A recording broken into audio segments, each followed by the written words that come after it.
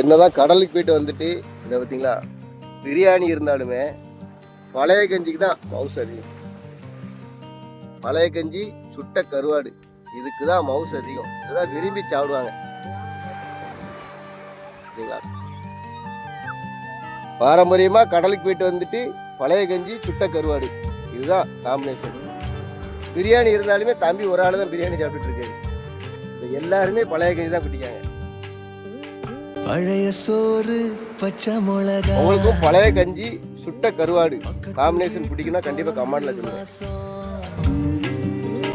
இருட்டு மாங்கா தெரு சண்டை ஏனா இனிக்கும் தெம்மாங்கு பாட்டு ஆட்டு குளியல் புடிச்ச சினிமா சரக்கு அடிச்ச போத மயக்கம்